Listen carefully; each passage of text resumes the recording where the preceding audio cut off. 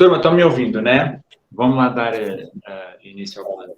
Então, vamos lá, boa noite a todos. Sejam bem-vindos ao nosso quarto plantão de dúvidas, o quarto e último plantão de dúvidas da disciplina de Fisiologia e Reabilitação Cardiovascular, Pulmonar e Metabólica. Como quarto plantão de dúvidas, eu vou fazer uma apresentação sobre teste cardiopulmonar, como eu já havia comentado nos nossos grupos, no mural, não é? Inclusive, eu até coloquei um material para se vocês tivessem um tempo, ou para depois, não precisa ser agora não, para vocês se inteirarem melhor sobre esse tema, e a minha apresentação será direcionada para isso, tá? Esse é o primeiro tópico, depois nós vamos também esclarecer as dúvidas que vocês possam ter, que vocês estão aqui no plantão de dúvidas, então podem tirar as dúvidas agora sobre toda a matéria, claro, porque todo o conteúdo da disciplina, porque nós estamos na última semana já, não é? Então, como última semana, qualquer dúvida é bem-vinda e a gente está aqui para esclarecer. E vamos também passar por algumas dúvidas que eu já vi que têm poucas dúvidas, tranquilo de resolver, que estão no mural também para nós esclarecermos, tá bom? Então, isso mesmo, esse é o nosso plantão. Para nós iniciarmos, então, eu vou chamar só a atenção, antes de nós iniciarmos exatamente sobre o conteúdo, eu vou chamar a atenção sobre a nossa última semana mesmo, tá? Então, o que acontece? Estamos realmente na última semana da nossa disciplina e temos alguns prazos ainda para cumprir, tá? Então, o que acontece? Primeiro, em relação à AV2, a atividade avaliativa 2, a professora Vivian está acabando de corrigir. Tenha um pouco de paciência, que é muita gente na turma e a gente faz uma correção um pouco detalhada, no sentido de ler tudo com calma, de ver. Então, demora um pouco mais, mas a gente está nesse processo, está finalizando, tá? Logo, logo vocês serão informados no WhatsApp, lá na rede de comunicações, que as notas serão liberadas. Inclusive, quando libera, dispara e-mail logo para vocês saberão, tá? Não se preocupem quanto a isso. Já houve algumas pessoas que perguntaram que, mas pode estar, já apareceu como feita, depois como não feita. Qualquer problema, depois a gente resolve tranquilo, não se preocupem com isso, mas em princípio não vai haver problema não, tá? A V3, eu também já comecei a dar uma olhada nos vídeos, tá? Temos coisas bem bacanas ali nos vídeos, isso é sempre bom, tá? E também depois liberarei para vocês a nota. A gente fará isso o mais rápido possível, até para vocês terem noção do qual é a nota de vocês da disciplina, tá? Outra coisa, já abriu o questionário de satisfação para vocês responderem, só que assim, apesar da abertura já ter sido realizada, eu sugiro que vocês só o façam no sábado mesmo, tá? Mas tem que ser no sábado porque ele vale 10 pontos, ok? Não deixem esses 10 pontos perdidos, tá? Por que no sábado, pessoal? Porque vocês têm no sábado a última palestra. Então, no questionário, se eu não me engano, vai perguntar alguma coisa sobre essa palestra também. Então, é importante que vocês vejam a palestra para vocês responderem. Mas não deixem de responder ao questionário, porque ele vale 10 pontos na pontuação, de 0 a 100, ok? E ele fecha nesse sábado, dia 30, que é o último dia da nossa disciplina, tá? Então, cuidado com esse prazo, sábado, dia 30, que é o questionário de satisfação, tá? Para quem já fez a AV1, AV2 e AV3, agora é só esperar as notas mesmo, tá? Para quem não fez, ainda vai a tempo, observem o que é que falta fazer para fechar a disciplina, tá? Essas atividades avaliativas, é muito importante que vocês fechem, para depois a gente conseguir lançar as notas direitinho e vocês seguirem para o próximo módulo sem pendências, isso é importante, tá bom? Tem também, para nós finalizarmos, tem também essa questão da atividade colaborativa. Já falei isso em outros momentos, vou reforçar de novo, a atividade colaborativa, como o próprio nome diz, é em grupo e ela deve ser realizada, ou melhor, e ela é facultativa, ela não é obrigatória. E a postagem dela também deve ser até o dia 30, que é o último dia da nossa disciplina, tá? A gente precisa de tudo organizado até o dia 30, de todas as postagens, que é para nós conseguirmos depois, com tudo posto, com as provas, com os trabalhos, tudo postado, as atividades, a gente conseguir fechar as notas o mais rápido possível, logo nos primeiros dias de maio, tá? Então, cuidado com esses prazos, ok? Importante isso aí. Viviane, acho que em relação a essa questão de prazo e isso, não esqueci nada não. Você lembrou de alguma coisa? Você quer comentar? Não, acho que é isso mesmo, Nuno. É só vocês atentarem que é dia 30, viu, gente? Sábado Isso. é até a meia-noite, né? Até as 11h59. Mas não deixem de fazer justamente porque isso vai implicar na nota de vocês final, tá bom? Então, E, e lembre-se que vocês vão dormir no dia 30, finalizando a disciplina de cardio, fisiologia e reabilitação cardiopulmonar, respiratório e metabólico, e no dia 1 vocês vão acordar já com outra disciplina, tá? Então começa todo um processo novo com a nova disciplina. Eu não sei qual é a nova disciplina, não estou com o cronograma aqui, mas vocês iniciarão logo com outra disciplina, tá? Então não deixem pendências para trás, tá bom? Vamos lá, antes de eu começar com o conteúdo, Karen, pode falar. Professor Nuno, boa noite. Boa noite. Só uma dúvida, em relação à V4, todos do grupo postam, é isso? Não, basta um do grupo e que coloque os nomes de todo mundo, tá? Ah, tá. Inclusive, na hora que vocês vão postar, cara, tem lá a opção não, aparece lá um campo que fala assim, coloca o nome de todos do grupo, nome completo, ok? Não precisa, só precisa de ser um postando, e esse um postando, claro, tem que colocar todos do grupo, senão a gente não vai saber, mas fora isso, não precisa de colocar todos não, de todos postarem, tá bom, cara? Então, tá bom. Só um mesmo, perfeito? Tá, ok. Aí vocês elegem quem quiserem e postem tranquilo, tá bom? Ok, obrigada. Nada. inclusive, só para reforçar isso, não fiquem preocupados de só um postar, que aí vocês vão ver que os outros vão ficar pendentes. Fiquem tranquilos, porque depois que a gente precisar dos nomes, depois a gente lança a nota manual, tá? Então, não se preocupem com um negócio pendente ali, vermelhinho, não se preocupem com isso. Um só coloca o nome, e aí depois, com os nomes, a gente lança manual a nota, tá? Não se preocupem com esse pendente. Isso aí, bem lembrado, Vivian. Porque aí depois vocês ficam preocupados que está pendente, mas não tem nada a ver, tá? Depois será lançado. E se por acaso a gente não lançar e foi erro, é só vocês depois virem ter conosco, nos avisar que a gente observa o que aconteceu. A gente aqui não somos juízes de ninguém para condenar algo, não, nada disso não. A gente vai resolvendo, tá bom? Sem problema isso aí, tá bom? Pessoal, vamos lá então para o nosso conteúdo, para a nossa abordagem hoje de teste cardiopulmonar, tá bom? Deixem eu abrir aqui a minha apresentação. Ok, vou compartilhar aqui. Perfeito. Me confirmem só se vocês estão conseguindo ver a apresentação. Sim, não dá para ver sim. Sim? Então tá, beleza. Só tirar aqui o negócio para não ficar. Ok. Pessoal, vamos lá. Estamos então lá no plantão número 4, no nosso último plantão, teste cardiopulmonar, ok? E este plantão tem o objetivo mesmo de tentar familiarizar vocês com o teste cardiopulmonar, ok? Em que sentido é esse? É muito comum a gente não observar isso na nossa graduação ou no nosso dia a dia, no trabalho, também é menos comum a gente observar um teste desse, receber um laudo de um teste cardiopulmonar, tudo isso. Mas isso não invalida da gente perceber, se familiarizar com esse teste. O meu objetivo, ou o nosso objetivo com esta apresentação, é tentar mostrar para vocês a base do teste cardiopulmonar. Óbvio, é muito mais coisa, tá? Muito mais. Só para vocês terem noção, existem disciplinas que são só construídas em cima do teste cardiopulmonar.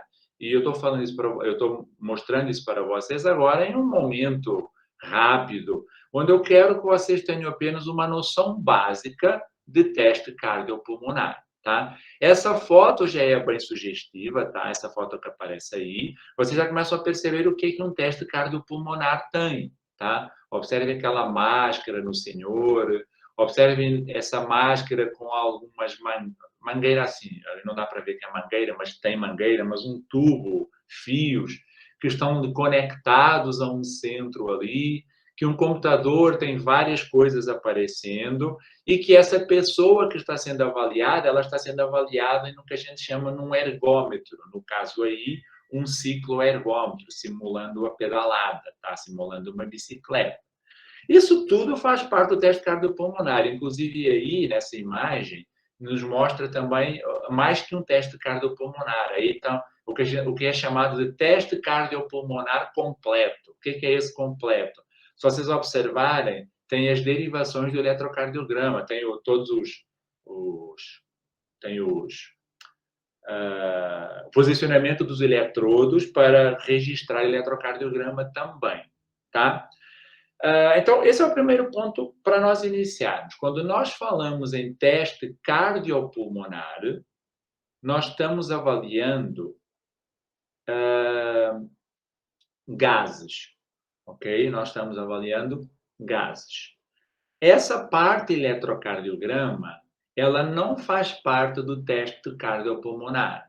A parte do eletrocardiograma é o teste ergométrico. O nome comum é teste ergométrico. Então, quando se fala em teste ergométrico, é o uso do eletrocardiograma, se realiza um eletrocardiograma em esforço, ok? Quando é cardiopulmonar, nós estamos falando de gases respirados, tá?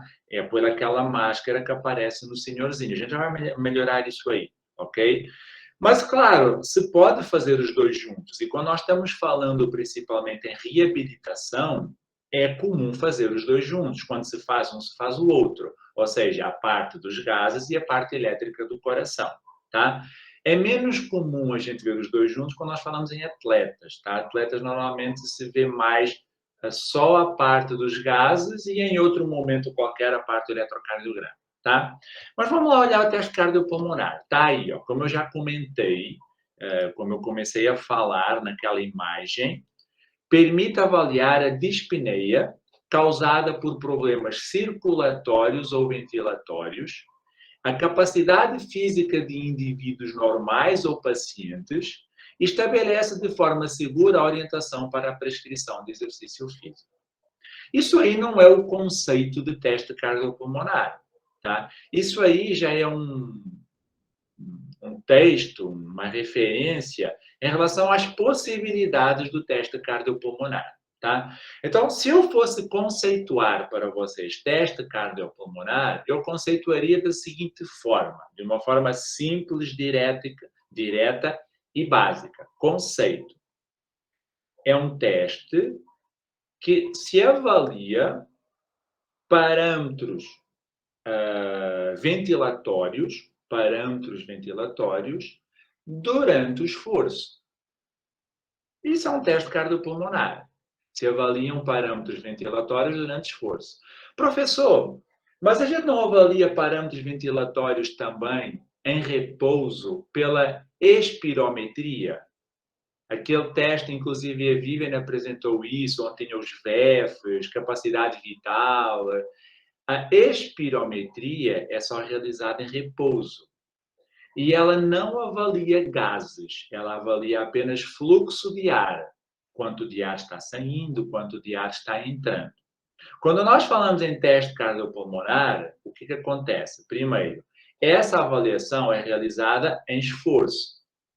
Claro, a gente começa com o repouso, mas o teste cardiopulmonar é um teste realizado em esforço.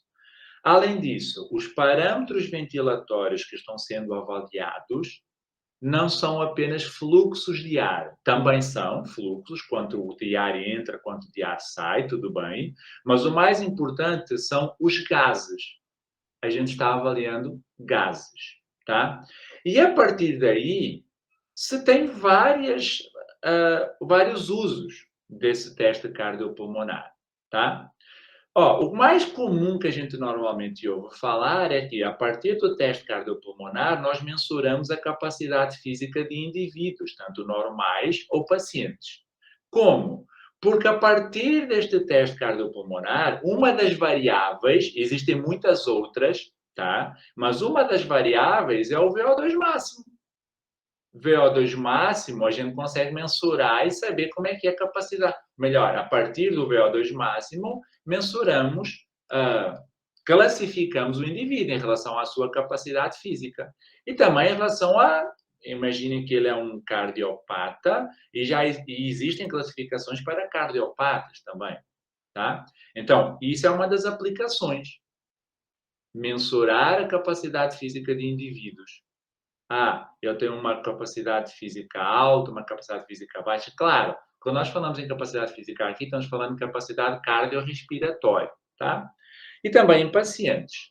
Claro, a partir disso, é impossível fazer uma orientação segura da prescrição de exercício físico, porque a gente tem parâmetros específicos, diretos, relacionados com a capacidade física do indivíduo, não só o VO2 máximo, vai ver outras coisas, que ajudam na orientação segura para prescrever o exercício físico, ok? Óbvio, além disso, quando nós falamos principalmente em pacientes, o teste cardiopulmonar nos permite observar problemas, sejam eles circulatórios, sejam eles ventilatórios ou até metabólicos, mas os mais comuns que a gente consegue observar pelo teste cardiopulmonar, circulatórios e ventilatórios. O que é que isso quer dizer? A partir dos dados que o teste cardiopulmonar nos oferece, nós conseguimos identificar alguns problemas associados. Como existem outros testes que possam ser feitos para identificar quando se suspeita de uma doença ou de uma disfunção, e aí se confirma por meio do teste. O teste cardiopulmonar pode ser usado para isso. Então, observe que o teste cardiopulmonar tem uma gama de possibilidades para nos ajudar em diagnósticos, para nos ajudar em fechar um histórico, não, uma condição de saúde de um indivíduo, ok? Só, claro, precisa de pessoal especializado para trabalhar com o teste. Então, é muito comum, isso não é problema nenhum, mas o mais comum é que, quando o indivíduo tem na sua mão um teste cardiopulmonar, esse teste cardiopulmonar vem laudado. O que é laudado? Traz um laudo. Ou seja, fala o que é que está bom, o que é que está ruim, a partir do teste. Então, não se preocupem se vocês não souberem trazer as informações importantes a partir de um teste cardiopulmonar. É comum isso aí. Nós, por exemplo, quantas pessoas trazem para nós um exame de imagem lá do joelho e a gente não entende nada daquela imagem e, na verdade, depois o que importa é quando coloca lá a conclusão, o laudo ou a conclusão. Então, o teste cardiopulmonar também acontece isso aí. Existem pessoas que são especializadas em aplicar esses testes e aí eles conseguem laudar, concluir a partir desse teste cardiopulmonar. Então, o que eu vou mostrar para vocês é uma forma simples a base de como se faz isso aí. O que é esperado de uma forma normal, tá? Então, já falei. O teste cardiopulmonar é um sistema de análise de gases e função pulmonar. Isso realizado em exercício. Mensura ventilação, ou seja, quanta pessoa está ventilando. Mensura oxigênio, consumo de oxigênio, o gás oxigênio e mensura dióxido de carbono, produção de dióxido de carbono, o gás carbônico. Como isso é feito, pessoal? Aqui tem um sistema, tá? Que é da marca Cortex. Existem outras marcas, tá? VO2000, existe também uma marca que é da Cosmed. Então, existem vários, ok? Eu trago para vocês aqui, na verdade, não é um, aparecem dois. Este é um, que é um analisador de gases. Este aparelhozinho pequeno, ele se chama analisador de gases. Ele fica sob a mesa. E é aqui que a magia acontece, né? É aqui que são analisados os gases e que a gente tem todos os dados, tá? Este aqui que eu estou agora circulando é exatamente igual, salvo as devidas proporções, ao de cima. Só que agora não é de mesa, este aqui é portátil. Quando eu falo portátil, é porque a pessoa não precisa ficar parada numa esteira, por exemplo, ou numa bicicleta, para fazer uma análise. Ela pode estar correndo ao ar livre. Ela é portátil. E aí ele envia os sinais, ou ficam armazenados, ou envia os sinais para um computador à distância. Isso hoje é realizado, tá? Claro, quando nós falamos para o uso médico, mais uso clínico, este de mesa é o mais comum, porque o uso clínico a pessoa não fica na rua fazendo exercício, a pessoa faz num ambiente controlado, ou fazendo o teste, não exercício, o teste, ok? Só que, como eu falei, aqui dentro é que você é avaliado. Como? Porque isto é a parte do aparelho onde recebe o ar. Mas tem a parte do aparelho que é onde se capta tudo, lá na máscara. Então, todos esses aparelhos é preciso, é necessário realizar com máscara. Então, se a pessoa está fazendo um teste sem máscara, não é um teste cardiopulmonar, pode ser um teste ergométrico. Porque, quando nós falamos de teste cardiopulmonar, nós precisamos de captar os gases. Como é que isso é feito? Você coloca uma máscara hermeticamente fechada e todo o ar passa por esta turbina. O que acontece? A pessoa não respira ar da máquina, ok? A pessoa sempre respira o ar ambiente. Professor, isso dá fobia por ser fechado, tudo isso? Não, sim. Por que eu falo não, sim? A gente sempre vai falar que não. Mas é óbvio que existem pessoas que sentem um pouco de desconforto, tudo isso, mas não tem jeito, tem de ser feito assim, tá? Só que esta abertura é mais que suficiente para respirar, tá? Então o ar passa aqui, e quando o ar passa, ativa uma turbina. Essa turbina conecta por um fio, é este fio preto, ao aparelho. E transforma a velocidade da turbina em quantidade de ar que está sendo captado. Ok? Além disso, tem uma mangueirinha aqui na turbina, que é esta mangueirinha branca, que ela capta uma amostra de ar. Observem, não é que o ar passa do aparelho para o indivíduo, é o contrário. Se capta uma amostra de ar do indivíduo e se leva essa amostra de ar para dentro do aparelho. E lá dentro do aparelho tem uma célula de oxigênio e outra célula de dióxido de carbono. E mensura quanto de oxigênio e quanto de dióxido de carbono tem nessa amostra. E aí aparece o valor de consumo de oxigênio, de produção de dióxido de carbono e a ventilação por meio da turbina. Então, o que acontece? Todas as variáveis ventilatórias ou variáveis cardiopulmonares obtidas a partir do teste cardiopulmonar, elas derivam destas três. Então, a gente está mensurando ventilação, oxigênio, que está sendo consumido, e dióxido de carbono, que está sendo produzido. É um aparelho caro, professor? É muito caro, tá? Muito caro. Por causa destas células de oxigênio e dióxido de carbono, que são altamente específicas, tá? Este aparelho, este aqui, por exemplo, o Metalizer hoje, eu até estou um pouco desatualizado dos preços por causa do dólar, que mudou muito, né? Mas hoje você não compra um aparelho desses novo por menos de 200 mil reais, tá? É um aparelho caro, não é barato, ok? Por isso é mais difícil de nós vermos. Só tem grandes clínicas, grandes centros, por ser muito caro. Então, tudo vai derivar a partir daqui. Só que lembre-se outra informação que eu falei. Se nós estamos fazendo o teste cardiopulmonar, isso está acontecendo durante exercício. O que é que isso quer dizer? Falta a parte do ergômetro para fazer o exercício. Quando nós falamos em uso clínico, o que a gente usa como ergômetro?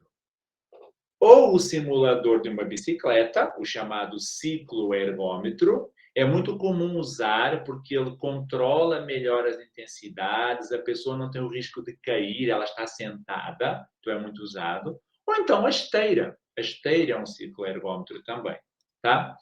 Então esse teste vai ser feito pensando em uso clínico seja em cicloergômetro, seja em esteira. Então, como é que é esse teste de esforço? Por quê? Porque agora, se nós vamos colocar a pessoa em esforço, tudo bem. Eu já sei que os gases estão sendo captados por meio destes aparelhos, deste aparelho aqui, com a máscara, tudo isso. Mas como é o teste?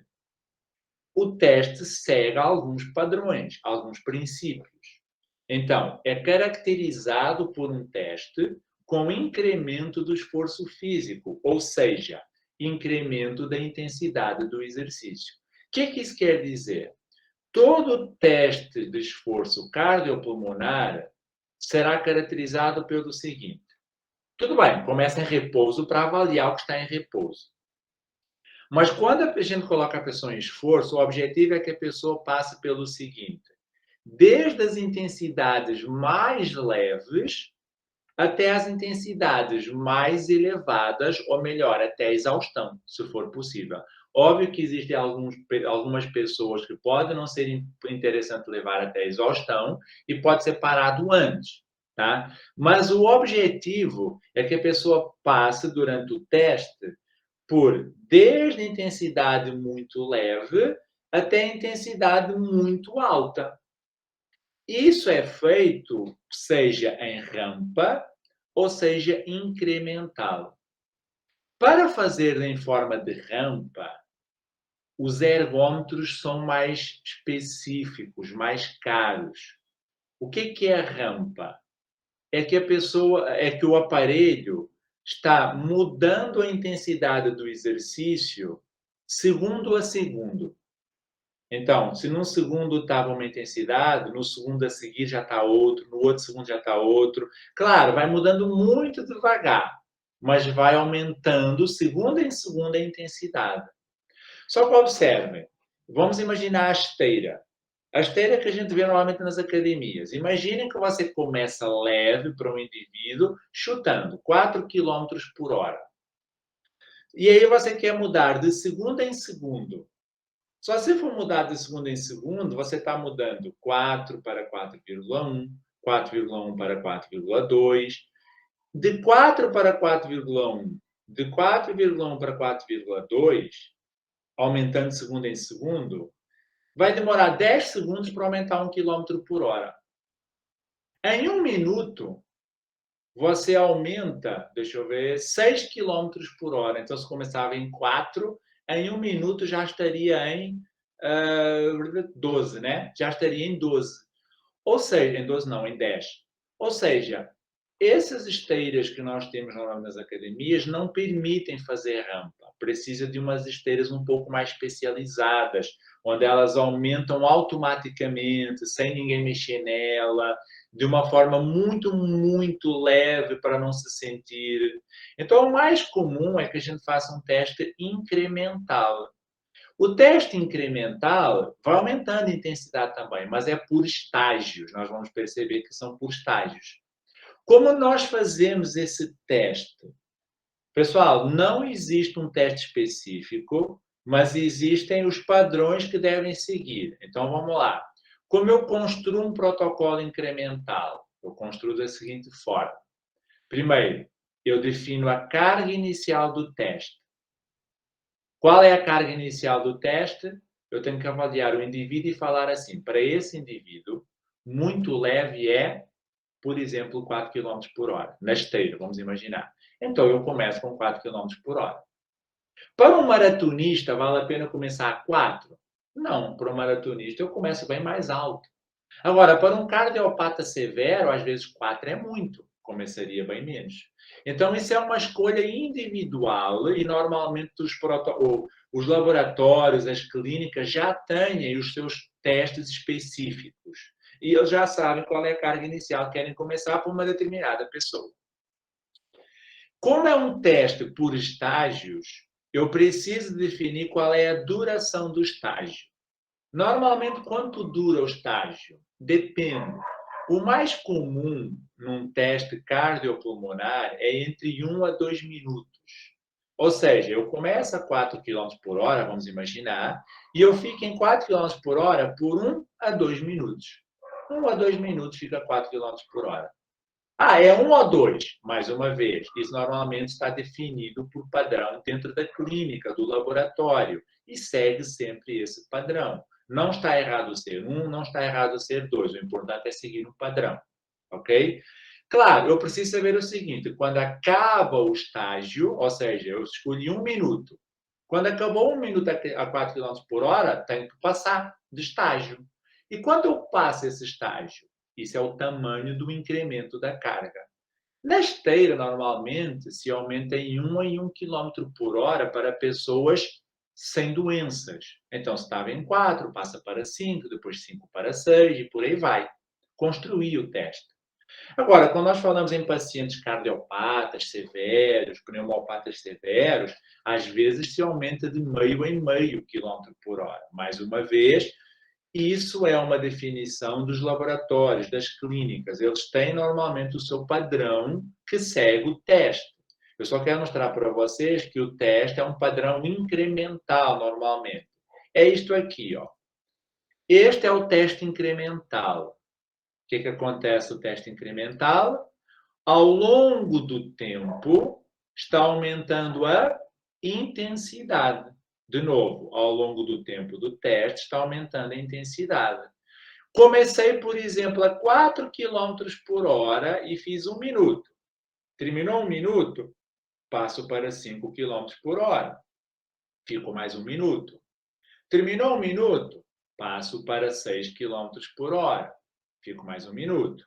Terminou 1 minuto, 7, 8. Até quando? Quando esse teste vai finalizar? Quando o indivíduo entrar em exaustão. Ou, se eu tiver contraindicações de chegar a exercício máximo, quando alguns critérios forem preenchidos, e aí se interrompa o teste incremental. Se eu deixar levar o indivíduo ao máximo, se chama teste incremental máximo. O que aconteceu durante esse teste? Esse é o padrão que nós precisamos, pessoal. É entender o seguinte, que depois que eu fiz uma avaliação breve em repouso, melhor aqui, em repouso, parado, eu consegui perceber o que está acontecendo em todas as intensidades, desde muito leve até ao máximo. O indivíduo passou por todas as intensidades. Se vocês leram o meu post sobre zonas de treinamento, zonas de intensidade, ele passou por todas estas zonas de intensidades de treino. Z1, Z2, G3, Z4, Z5, e chegou ao máximo. E observem que o que a gente tenta mimetizar no teste incremental é o teste rampa. Qual é a diferença do teste rampa? É que, na verdade, não existem estágios. Está aumentando sempre, momento a momento, formando uma rampa. Tá? Não confundam rampa com inclinação na esteira. Aqui, rampa quer dizer que a intensidade está aumentando à medida que o tempo vai aumentando de forma constante, não criando estágios. Este tem estágio, teste incremental. Ok? Tá, o que acontece? Vamos lembrar, durante o teste, vamos pensar aqui, porque normalmente a gente faz testes incrementais. Durante o teste, o indivíduo não está com máscara, ele não está sendo avaliado por parâmetros respiratórios ou ventilatórios. Claro, também é comum a gente colocar, por exemplo, uma cinta cardíaca e avaliar a frequência cardíaca. Também pode ser. Mas observem, ao longo do estágio, ou melhor, ao longo do teste, o indivíduo está sendo, ou melhor, estão sendo captados todos os parâmetros ventilatórios. E é isso que é o teste cardiopulmonar. Interpretar todos os parâmetros ventilatórios agora a partir do teste incremental. Antes de eu seguir para as variáveis, eu quero colocar um videozinho que mostra mais ou menos como isso está funcionando, tá?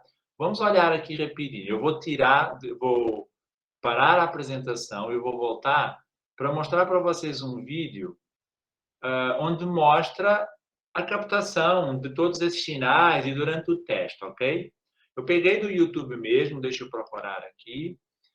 Onde é que está? Ele não tem áudio, se eu não me engano, mas o objetivo é que eu quero mostrar para vocês ao longo do teste o que está acontecendo. Estão conseguindo ver aí a minha imagem do YouTube? Sim, não dá para ver. Então tá, vamos ver aqui. Vou tentar mostrar para vocês aquilo que eu já falei e trazer algumas coisas mais, tá? Vamos lá. Uhum.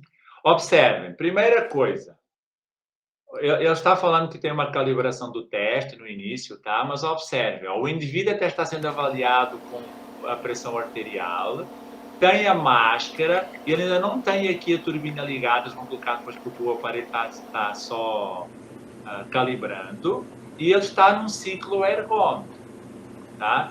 Também tem aqui uns fios que mostram que ele também está sendo avaliado pelo eletrocardiograma, tá? Então aqui está sendo só calibrado, está tudo calibrado. E observem, tem 2 monitores.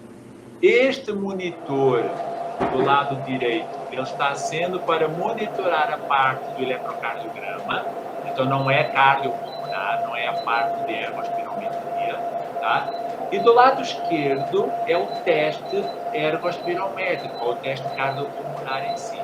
Observem que ele já está em esforço, né? Já está fazendo exercício, ok? E a partir daqui ele está respirando. Ele começou com 25 watts, tá? Está começando com 25 watts aqui. E a partir do momento que ele está fazendo o exercício, todos os gases que ele está respirando, estão todos assim, uma amostra está sendo captada para o aparelho, está desenhando aqui todos os dados, todas as variáveis ergospirométricas ou as variáveis ventilatórias. Aqui é a parte de eletrocardiograma, não é muito importante não para nós, o teste cardiopulmonar, a gente está aqui, ó.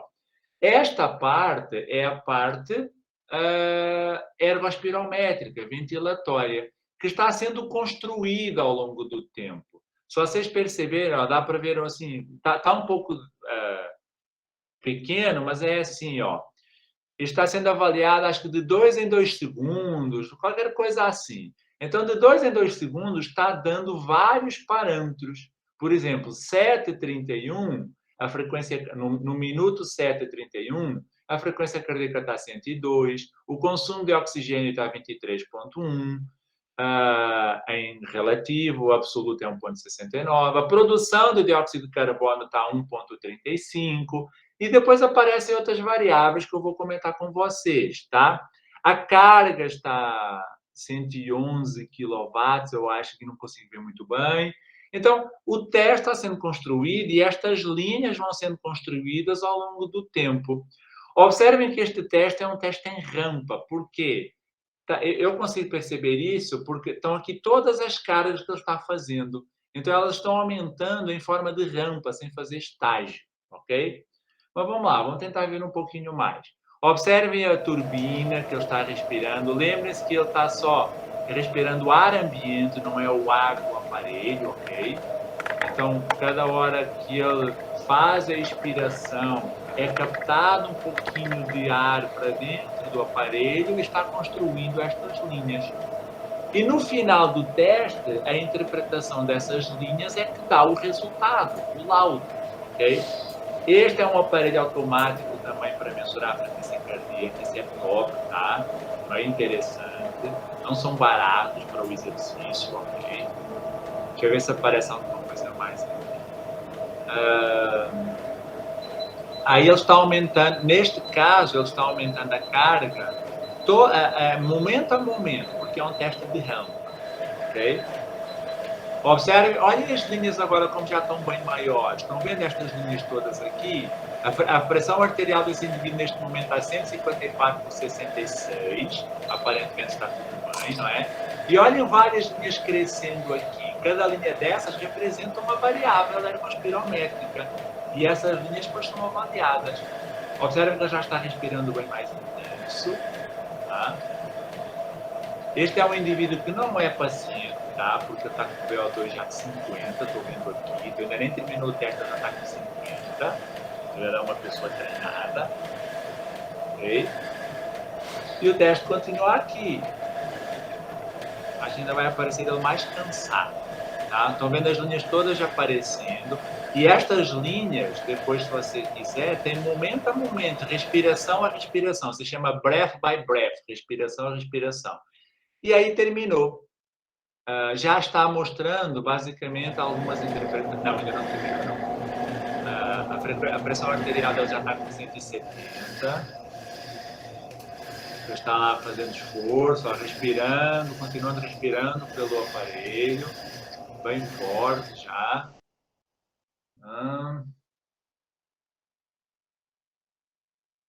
Só queria ver se eu mostrava no final as figuras.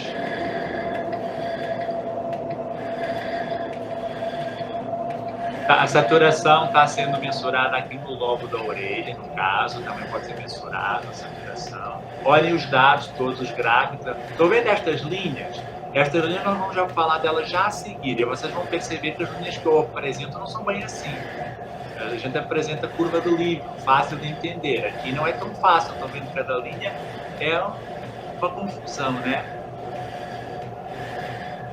Ele já está com o VO2 58 aqui e já entrou em fase de recuperação. Olha as linhas todas descendo, porque agora já começou a recuperar, já chegou no máximo e ele está recuperando, as linhas todas já descendo. Tá?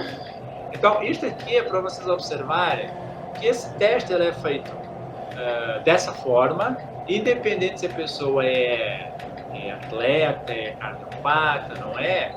Mas o teste é isto aqui. Óbvio, aqui é um ciclista e os valores que o indivíduo chegou foram valores bem altos.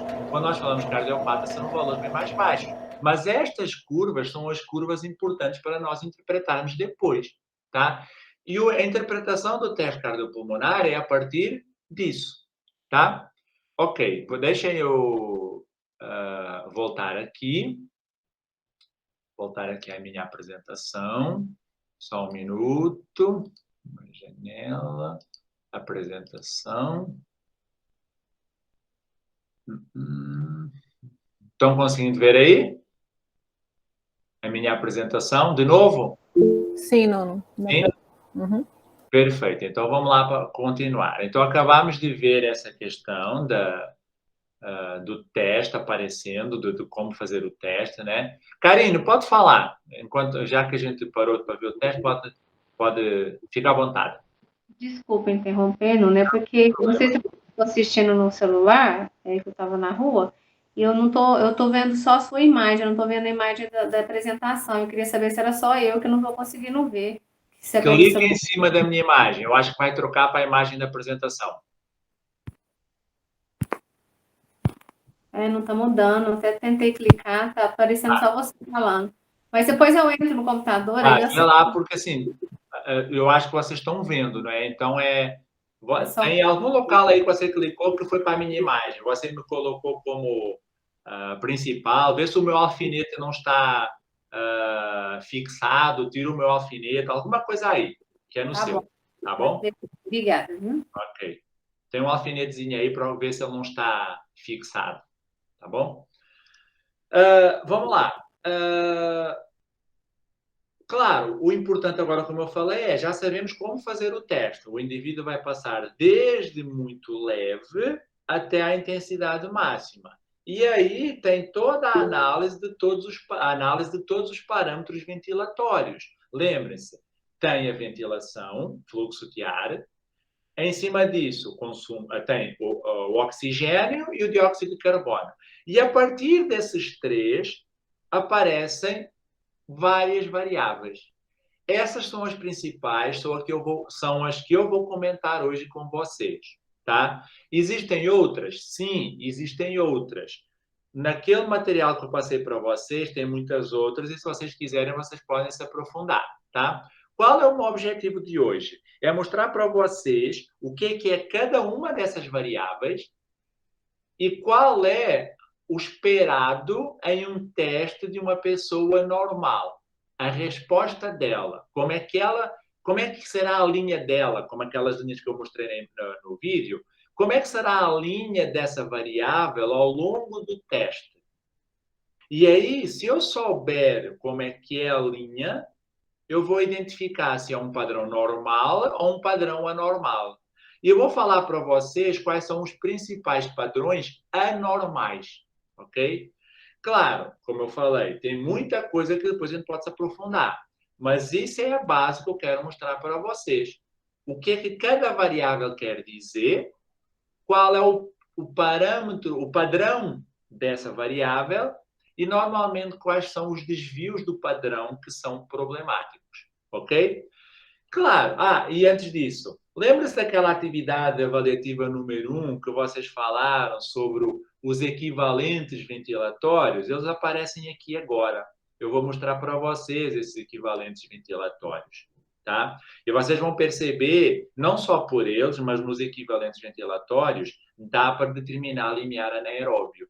E fica bem interessante o uso deles para o limiar anaeróbio. Era essa a pergunta que tinha lá em AV1, mas que nós anulamos, ok? Mas antes disso, a gente tem que falar das mais básicas. O tal do consumo de oxigênio, a tal da produção de dióxido de carbono e a ventilação pulmonar. Em cima disso, nós falamos da razão de trocas respiratórias, dos equivalentes, e no final eu falo para vocês do pulso de oxigênio. Então, vamos lá. Consumo de oxigênio. Melhor, tem a pergunta aí, qual a resposta destas variáveis durante o teste cardiopulmonar? Qual a resposta dessas variáveis durante o teste cardiopulmonar? Karine, foi você que tinha levantado a mão, não é? Você não levantou agora não de novo. Correto? Correto, Moneco, deu certo aqui, obrigada. Beleza. Aqui, obrigada. Vamos lá. Qual a resposta dessas variáveis? Vamos observar. E vamos começar com o tal do consumo de oxigênio. Pessoal, consumo de oxigênio, a resposta normal, o padrão que nós temos no consumo de oxigênio durante um teste cardiopulmonar é esse aí. Lembre-se, eu coloquei uma curva, uma reta aí, mas eu mostrei lá no vídeo que sempre tem aquelas variaçõezinhas. A gente tem que se abstrair dessas variações e tentar ver o que está acontecendo, tá? Mas é sempre reto. O que é que isso quer dizer, pessoal? Isto aqui, na fisiologia, nós aprendemos isto. Nós acabamos por passar e não lembrar, mas nós aprendemos. Por quê? Nós sabemos o seguinte, quanto maior a intensidade de um exercício, maior é o consumo de oxigênio. São variáveis que a gente chama de diretamente proporcionais. O aumento da intensidade do exercício provoca o aumento do consumo de oxigênio. O nosso consumo de oxigênio em repouso é aproximadamente 3,5 mililitros quilograma minuto. Quando nós estamos em exercício, quanto mais intenso for esse exercício, maior é o consumo de oxigênio. Claro, até um máximo, até a exaustão. Quando nós chegamos no máximo, quando nós falamos assim, olha, não aguento mais nesse teste cardiopulmonar, nesse teste incremental, é o que nós chamamos de VO2 máximo. Aqui eu escrevi VO2 pico, por uma razão, pessoal. Porque a literatura ainda tende a diferenciar VO2 pico do que a gente chama de VO2 máximo. Qual é a diferença? Ela é uma diferença teórica, mas na prática não nos implica em nada. Por quê? Quando o indivíduo está fazendo o teste, pensem no teste cardiopulmonar, o indivíduo está fazendo o teste. O VO2 está aumentando, o VO2 está aumentando, o VO2 está aumentando. À medida que a intensidade aumenta, o VO2 aumentando. Chega a um ponto que o indivíduo fala assim, não aguento mais, parou. Na hora que ele parou, o VO2 ainda estava crescendo e ele parou. Se ele parou de repente com o VO2 crescendo, você dá o nome de VO2 pico. Agora, se por acaso acontecer o seguinte, o teste continua, o indivíduo continua, a intensidade continua a aumentar, mas o VO2 não aumenta, ele começou a estabilizar e depois o indivíduo para, tipo, não aguenta mais, por causa de ter feito este pequeno platô, se chama de VO2 máximo. Normalmente, pacientes cardiopatas, pneumopatas, pacientes com algum problema metabólico, eles não fazem platô. Então, é muito comum na área clínica a gente ouvir mais a expressão VO2 pico, porque é raro o platô para esses indivíduos. Normalmente, quem faz platô são atletas. Podem ser pessoas também aparentemente saudáveis, sem ser atletas, mas é mais comum em atletas. Tá? Mas isso é apenas um ponto de contextualização, ou de conceito. Tá? O que importa é que a gente sabe o seguinte: o máximo de consumo de oxigênio que o indivíduo chegar durante o teste é o que nós chamamos de VO2 máximo, ou VO2 pico. Vai dar a mesma coisa, tá? Então, é por meio do teste cardiopulmonar que nós mensuramos de forma direta o consumo máximo de oxigênio. Como? O indivíduo está fazendo o teste, o VO2 está aumentando ao longo do teste, quando chegar no máximo, quando ele falar assim, não aguento mais, chegou na exaustão, o valor de VO2 que está naquele momento é o VO2 máximo. VO2 máximo, ok? Lembrem-se, aquela história que vocês até usaram para estratificar, mas quando é 85% abaixo do predicto, é normal. E quanto mais baixo, pior a situação desse indivíduo, tá? Então, pela fórmula lá, que vocês inclusive têm uma fórmula no e-book, o valor de VO2 máximo do indivíduo predicto deveria ser 42, vamos chutar.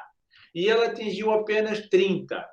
Está abaixo de 85% do predito. Isso é normal, alguma coisa está errada. Observem, estamos começando a laudar. Estamos começando a reportar, a partir do VO2 que a gente fez no teste, se está legal ou se está ruim. E nós podemos usar depois aquela tabela que também está no e-book para classificar como ruim, moderado, bom, excelente, a partir do valor do VO2 máximo. Tá? Lembre-se, VO2, isso aqui não é novidade, capacidade máxima que o indivíduo apresenta de captar, transportar e metabolizar oxigênio para a produção de ATP.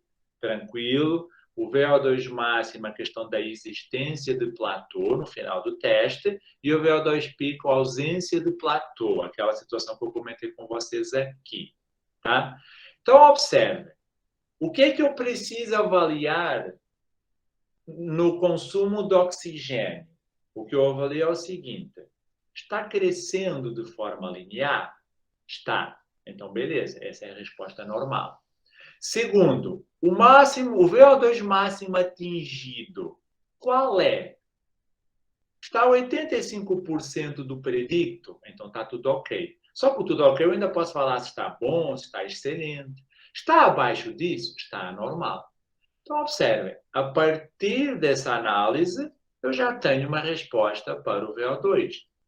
Se vocês receberam alguma vez um laudo ou um teste cardiopulmonar, um dos gráficos que aparece lá é esse. Consumo de oxigênio em função do tempo ou em função da carga, que vai dar a mesma coisa, porque se você sabe depois qual é a carga em cada tempo, você sabe a carga, você sabe o tempo, ok? Então, aqui a gente já consegue visualizar. Tá. Lembrem-se, é um crescimento linear. Crescimento linear, até chegar ao máximo. Próximo, produção de dióxido de carbono. Lembre-se, quando nós estamos fazendo exercício, está sendo produzido dióxido de carbono. E esse dióxido de carbono pode ser mensurado também pelo aparelho. Como é a resposta da produção de dióxido de carbono durante o teste? Como ocorre a produção de dióxido de carbono durante um teste crescente? Olha, exatamente igual ao VO2 lá no início. Nas primeiras intensidades de exercício, ou seja, quando o exercício está leve e ele vai aumentando a intensidade, olha o que está acontecendo com a produção do gás carbônico, do dióxido de carbono. Também é um aumento de forma linear. Só que no meio aí, em um certo ponto específico, essa produção de dióxido de carbono aumenta mais do que o que estava aumentando e tem um aumento exponencial, um aumento abrupto. O que é isso, pessoal?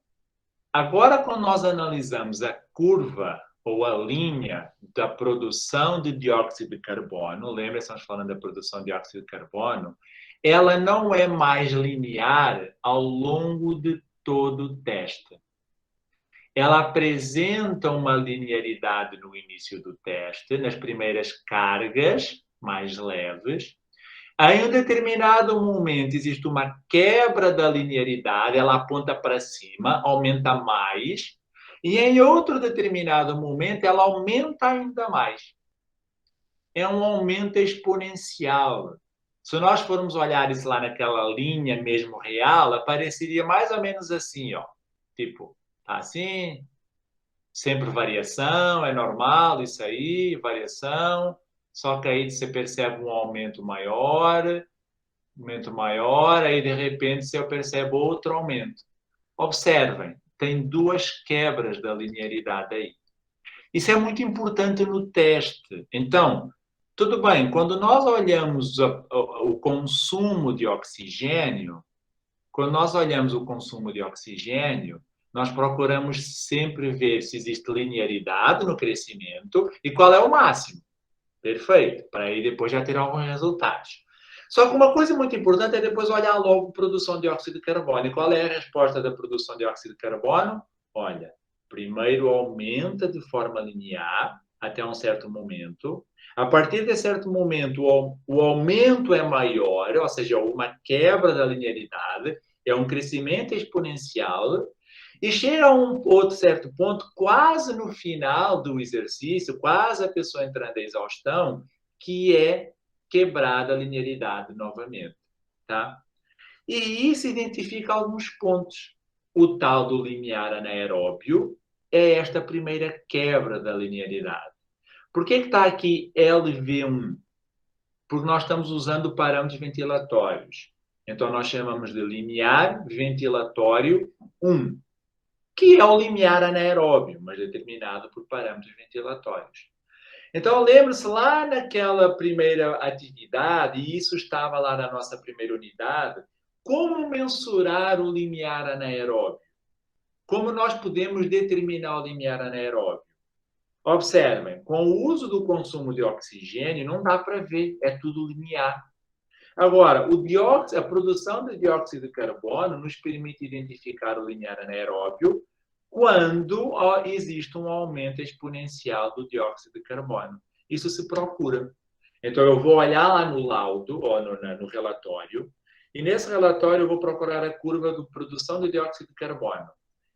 O primeiro aumento exponencial da produção de dióxido de carbono, ou a primeira quebra da linearidade da produção de dióxido de carbono, é o que nós chamamos, nesse momento que nós determinamos o limiar ventilatório 1, ou limiar anaeróbio. E aí nós temos o dado lá. Por exemplo, estou chutando, pessoal, aqui.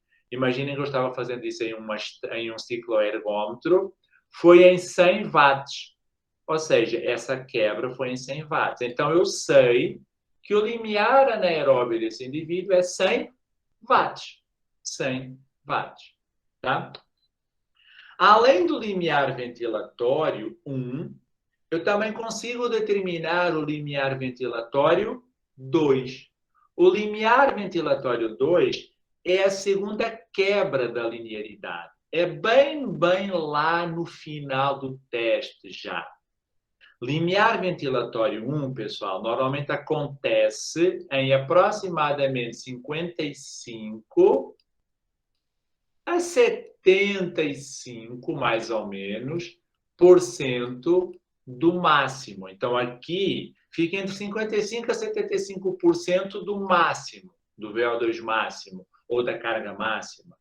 O limiar ventilatório 2 acontece já em 90% a 95% do máximo, bem próximo do máximo. Então, isso já são pontos que se analisam. Olha, a quebra da linearidade do limiar ventilatório 1 deu exatamente em 60% do máximo. Então, ok, está dentro do parâmetro normal.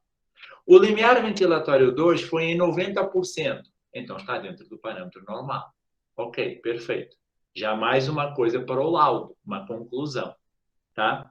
Então, observem, mais uma vez, eu consigo determinar os limiares ventilatórios, seja 1, seja 2, por meio da visualização da curva da produção de dióxido de carbono.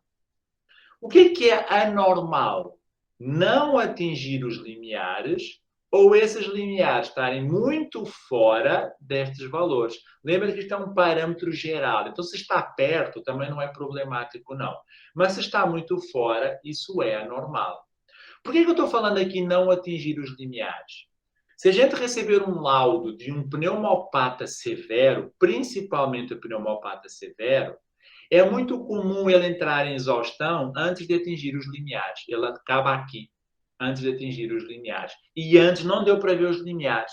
Não deu para ver nada. Um cardiopata é menos comum, mas um cardiopata pode não conseguir atingir o limiar ventilatório 2. Ah, professor, mas isso não é de acordo com a capacidade de cada um? Se ele chegou à exaustão, ele passou pelo limiar ventilatório 1 e limiar ventilatório 2. No caso do pneumopata, principalmente, não. Ele pode ter entrado em exaustão por causa de não conseguir captar ar. E aí nem passou por esses limiares, parou antes. Agora, o restante das pessoas, sim. A tendência é que eles passem pelo limiar ventilatório 1, limiar ventilatório 2 e depois a exaustão. São os pontos metabólicos: repouso, limiar ventilatório 1, limiar ventilatório 2 e exaustão. Por que eu falo pontos metabólicos? Porque aqui acontece algo, limiar ventilatório 1, e por isso é que acontece esta quebra, e aqui também no limiar ventilatório 2, por isso é que acontece esta quebra. Cadê? Deixa eu pôr aqui. Está aqui. Por que acontece o limiar ventilatório 1, pessoal? De uma forma bem simples, bem direta, porque esse não é o objetivo da nossa aula hoje, é o seguinte: quando o indivíduo está se exercitando em intensidades leves, o sistema aeróbio é predominante, produção de energia predominantemente pelo sistema aeróbio, sistema anaeróbio ainda é um grande coadjuvante, produz ácido lático, mas ao mesmo tempo está removendo esse ácido lático, tudo ok. Aí a produção de dióxido de carbono vai aumentando. Até que chega a um certo ponto que a produção de ácido de lactato começa a se exacerbar. Ou seja, chega um certo momento que o metabolismo anaeróbio começa a ser muito, eu não vou falar predominante, mas começa a ser muito importante para o sistema e o nosso organismo não consegue, ou melhor, o nosso organismo começa a produzir uma grande quantidade de lactato. Só que o que o lactato tem a ver com o aumento da produção de CO2? Porque quando se forma lactato, existe o tamponamento dele. A equação do tamponamento do lactato pelo bicarbonato de sódio. E o que acontece? O lactato, ao ser formado e ao ser tamponado, cria um gás carbônico, que é instável, que ele se dissocia em água e em CO2. Ou seja, aumentou CO2. Então, o que acontece? O tamponamento do ácido lático promove aumento do CO2. É o que a gente chama de acidose metabólica. O indivíduo está fazendo um exercício, formando ácido lático, esse ácido lático é tamponado, mas forma CO2. E esse CO2 é o que provoca o aumento da produção de CO2 exacerbada aqui. Porque antes era só pela parte do ciclo de Krebs que formava CO2. Agora é ciclo de Krebs e o tamponamento do ácido lático. É aqui que a gente define o tal do limiar ventilatório 1, onde a gente começa a produzir uma quantidade de ácido lático e ela está sendo tamponada pelo bicarbonato de sódio. Lembre-se, já estamos no limiar ventilatório 1, o domínio do exercício passou de moderado para começar a ser vigoroso, porque está formando ácido lático, sistema anaeróbio muito ativo. Ok? Então, isto é uma forma de nós observarmos que abaixo do limiar ventilatório 1, o exercício é leve a moderado. Então, se para esse indivíduo é 100 watts, o limiar ventilatório 1, abaixo de 100, o exercício está leve a moderado. E aí eu posso prescrever exercícios leves a moderados, que são abaixo de 100. Se eu prescrever algo acima de 100, o indivíduo já está no domínio vigoroso. Vigoroso tem todos os mecanismos que nós já conhecemos na questão de o indivíduo cansar, poder entrar em exaustão em alguns momentos. Tá? Então, olha a importância de determinar limiar ventilatório 1. Professor, e o limiar ventilatório 2? O limiar ventilatório 2 ocorre pela seguinte razão. A partir daí, está aqui, ó, deixa eu só colocar para vocês. Limiar ventilatório 2. Momento até onde o sistema respiratório ainda consegue corrigir a acidose metabólica. O que é isso, pessoal? Lembrem-se, estou fazendo um teste.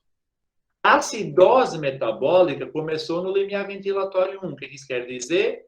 Produziu lactato, o lactato é o ácido, esse ácido gera acidose metabólica. Só que está sendo corrigido, está sendo compensado. Compensado como? Porque forma CO2 e esse CO2 é eliminado pela respiração. Por isso é que o CO2 aumenta, tá? Só que aí está tamponando, está conseguindo corrigir a acidose. Só que chega um certo momento que não consegue corrigir mais. Os tamponantes, o bicarbonato de sódio, acaba, se exaure. E com isso não se consegue corrigir mais a acidose. É o limiar ventilatório 2. A partir daí, a acidose torna-se severa, não corrigida e instala-se a fadiga. Nesse caso aí, a partir daí, é a diminuição do pH que estimula ainda mais o aumento da ventilação. Ou seja, tudo bem, entre LV1 e LV2, a produção de CO2 está aumentando, o lactato está aumentando, a produção de CO2 está aumentando, mas o nosso organismo está tamponando. Chega um certo momento que não consegue tamponar mais, a acidose torna severa, pH diminui, a ventilação aumenta muito e, por isso, o VCO2 aumenta muito também. É o limiar ventilatório 2. Claro, escusado será dizer que quando se faz exercício acima do LV2, é exercício próximo do máximo e a exaustão está muito próxima. Quando se faz exercício entre LV1 e LV2, são exercícios que estão causando desequilíbrio, mas o objetivo do indivíduo é corrigir esse desequilíbrio. Ele ainda vai conseguindo por alguns momentos. Então, olha a importância de determinar LV1 e LV2 a partir de um teste cardiopulmonar, tá? Eu posso fazer isso com cardiopata. O cardiopata não serão estes valores, 100 watts, tá? Eu posso descobrir que aqui o LV1 para o cardiopata é 30 watts e o LV2 estou chutando, tá? 50 watts. Então, eu sei que abaixo de 30 para o cardiopata, eu consigo fazer um exercício leve a moderado. Entre 30 a 50, eu faço um exercício que está causando desequilíbrio nele, intenso. E a mais que 50, eu estou fazendo um exercício altamente vigoroso para esse indivíduo. Eu estou monitorando aí, se posso fazer ou não, é outras histórias de acordo com o monitoramento e com a fase que ele está. Ok? Então, observe. Pelo VCO2, eu consigo determinar o limiar anaeróbio, que é o LV1, e o limiar de compensação respiratória, que é o LV2. Retornando de novo à pergunta lá que estava na AV1. A AV1 perguntava, quais variáveis eu posso determinar limiar anaeróbio? Limiar anaeróbio é o LV1. VCO2 é uma delas. A resposta correta era VCO2 e também ventilação. Aqui está a ventilação. Cadê? Ventilação. O que acontece com a ventilação pulmonar durante o exercício? A curva é semelhante ao VCO2, a produção de dióxido de carbono. Ou seja, no início, ou melhor, nas cargas mais leves, a ventilação está aumentando de forma linear, de acordo com o aumento da intensidade do exercício, do teste. Até que chega no limiar ventilatório, esse limiar ventilatório, lactato aumentou, CO2 aumentou, gera um aumento da ventilação. E aí ocorre um aumento abrupto da ventilação. É a hora que a gente percebe que a nossa ventilação aumentou demais e a gente não consegue falar muito bem, não. Não é o aumentar assim para ficar impossível, mas é a hora que a gente consegue por exemplo, cargas mais leves, está conversando durante o teste e chega a hora que você fala, agora eu tenho que parar de falar para conseguir respirar. LV1, ventilação aumentou. Tá? Claro, estou falando isso de uma forma subjetiva, mas o teste cardiopulmonar a gente percebe exatamente em que ponto isso aconteceu. E lá mais na frente também nós conseguimos observar o LV2. Então, lá na resposta, nós tínhamos como opções VCO2 e ventilação. São esses dois parâmetros que mensura limiar anaeróbio, que a gente consegue mensurar limiar anaeróbio. Os dois mais básicos, vão ter mais depois, tá? Então, o que a gente espera como padrão de resposta da ventilação? Aumento linear até o limiar ventilatório 1. No limiar ventilatório 1, essa ventilação aumenta de forma abrupta até o limiar ventilatório 2. E lá no limiar ventilatório 2, aumenta novamente de forma abrupta até a exaustão. Essa é a resposta que nós chamamos padrão normal. Padrão normal, ok? Qual é o valor máximo que atinge? Isso depende de pessoa para pessoa, mas pode chegar a 100 litros por minuto, 120, 150 litros por minuto. O que a gente coloca é que é próximo da VVM, próximo da ventilação voluntária máxima. Próximo da ventilação voluntária máxima, tá? Então, aqui é a ventilação máxima. VVM é aquele teste que se faz em repouso, tá? Que a Viviane até explicou um outro dia, tá? Vamos lá. Anormal. O que é uma resposta anormal? Ventilação periódica. Antes disso, não atingir os limiares. Mesma história. Às vezes, aquele pneumopata severo não consegue atingir os limiares. Então, isso é anormal. Só que o que a gente percebe em pessoas com problemas associados? Ventilação periódica. O que é ventilação periódica, pessoal? É assim, a ventilação aumenta, mas ela cai muito de repente. Aí aumenta de novo, aí cai muito de repente. Ela tem um padrão de aumento, mas ela tem muitas variações. Isso é o que se chama de ventilação periódica, tá? Isso é muito comum observar. Porque o que a gente deve observar, neste caso, será, claro que sempre tem variação, mas uma variação pequena ao longo do teste, e não essa variação enorme. Isso é ventilação periódica, pode nos dizer que algo está anormal. Outra coisa, a gente tem que perceber, ou melhor, é possível fazer um cálculo de ventilação máxima a dividir pela VVM. Por exemplo, a ventilação máxima deu 100 e a VVM, estou chutando, tá? A VVM deu 120, vamos imaginar, tá? E eu faço este cálculo, 100 a dividir por 120 vai dar um valor aqui que agora não... Deixa eu fazer aqui rapidinho, só para a gente ter esse número aí. Às vezes eu não usei o melhor exemplo, mas eu já vou descobrir. 100 a dividir por 120. Tá, deu 0,83, ok? Aqui deu 0,83.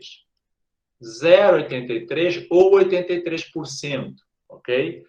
Isso quer dizer que a ventilação máxima atingida foi 83% da VVM. Ventilação máxima atingida foi 83% da VVM.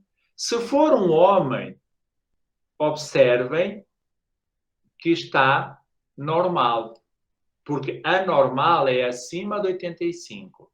Ok? Anormal é acima de 85. Se for uma mulher, já está anormal. Então, nós podemos usar estes valores para determinar se a ventilação está normal ou não, a partir da ventilação por VVM. Óbvio, nós temos que ter também o teste de espirometria, o espirómetro, para ter a VVM. Então, mais uma vez, percebemos o que será, então, de uma resposta normal pensando em ventilação.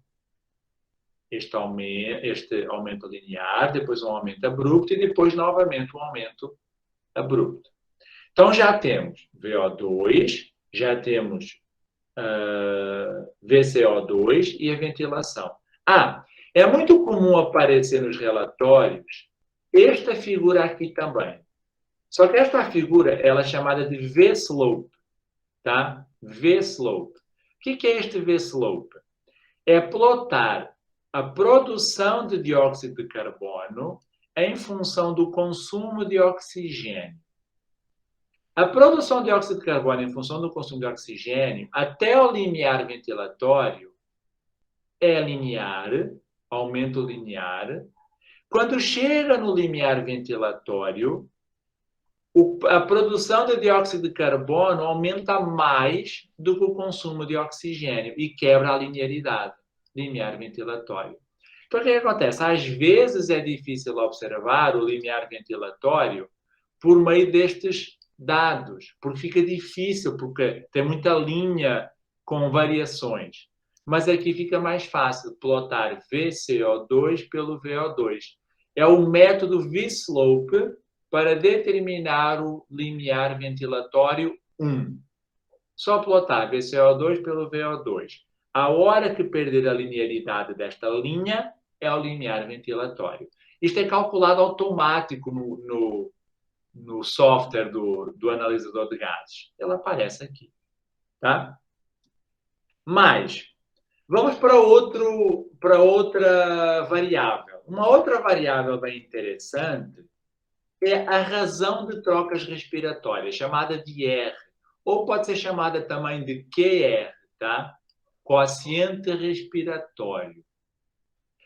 A razão de trocas respiratórias, ela é muito interessante para perceber o quanto o metabolismo do indivíduo está mais oxidativo ou mais glicolítico. O que é isso? Usar mais gorduras ou usar mais carboidratos. Porque o R é para isso mesmo. Mensura o que é que está sendo oxidado em cada momento. O que é que a gente percebe, pessoal? Quando nós estamos em repouso, isso pelo teste a gente consegue perceber isso.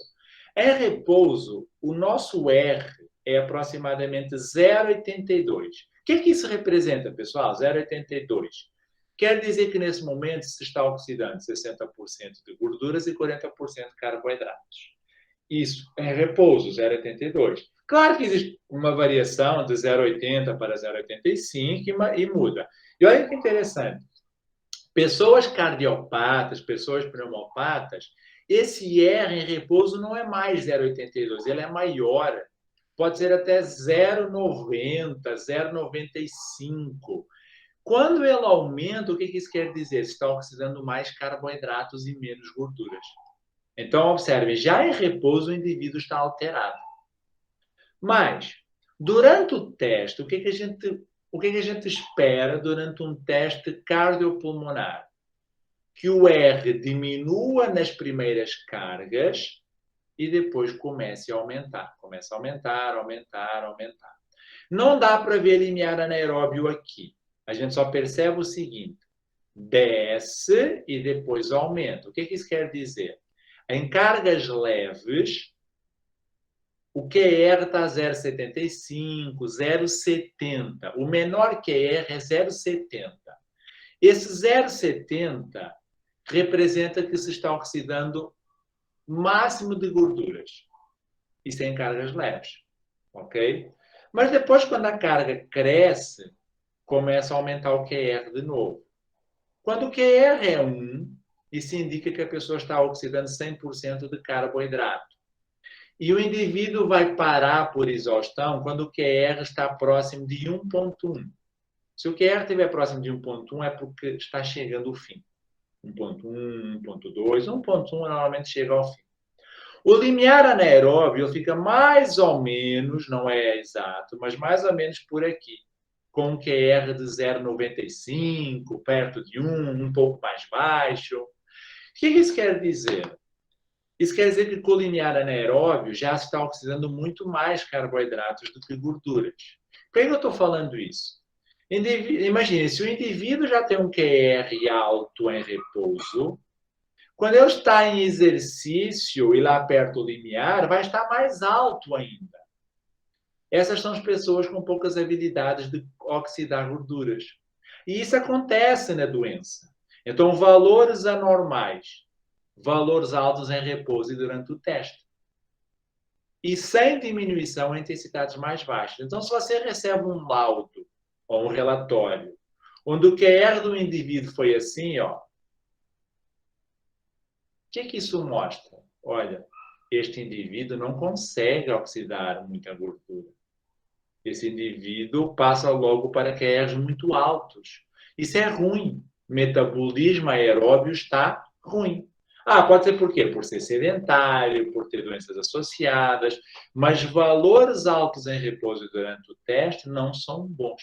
Inclusive, quando a pessoa treina, a tendência é que o limiar anaeróbio tenha um valor de QR cada vez menor, ou seja, gerando habilidade para oxidar gorduras. Ok? Então, esse QR é muito interessante para ver o que está oxidando. Tá? Pessoal, para nós finalizarmos, o tal do equivalente ventilatório de oxigênio e também o equivalente ventilatório de dióxido de carbono. Eu vou explicar eles ao mesmo tempo, porque eles são muito semelhantes e dá para perceber a diferença tranquilo.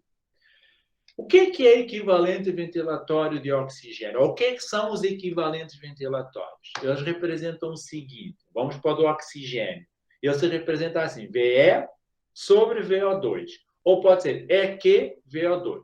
Tá? É a mesma coisa, EQ VO2. O que isto representa, pessoal? Representa o seguinte, o quanto precisa se ventilar para captar 1 litro de oxigênio.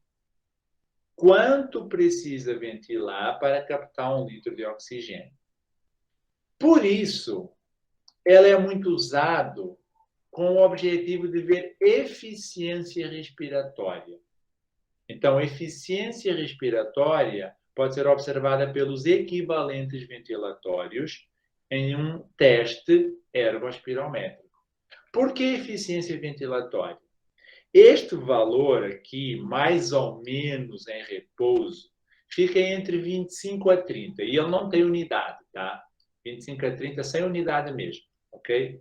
Em repouso é aproximadamente 25 a 30. O que isso quer dizer? Isso quer dizer o seguinte, que se precisa ventilar 25 litros para captar 1 litro de oxigênio. Se a pessoa tem uma boa eficiência respiratória, vai precisar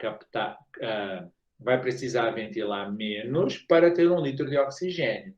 Se a pessoa tem uma fraca ou uma eficiência respiratória ruim, ele precisa de ventilar mais. Então, o que a gente espera? Pessoas com problemas respiratórios, este equivalente ventilatório é mais alto. Em vez de precisar de ventilar 25 litros ou 30 litros, a pessoa precisa ventilar 40 litros, 45, 50 litros para ter 1 litro de oxigênio. Isso é ruim, isso é falta de eficiência. Claro, e olha que interessante, durante exercício, porque a gente começa a usar mais o pulmão durante exercício, esse equivalente ventilatório cai. A resposta normal é o equivalente ventilatório cair. E olhem que interessante, lá no LV1 é o menor valor. A resposta é, até o limiar ventilatório 1, até o limiar anaeróbio, o equivalente ventilatório cai de oxigênio. A partir do limiar ventilatório 1, ele aumenta. Fica fácil de ver o limiar ventilatório 1. Então, ele, além de ser um parâmetro para determinar a eficiência respiratória, ele permite avaliar de forma simples o limiar anaeróbio. O menor valor do equivalente ventilatório de oxigênio é o limiar anaeróbio.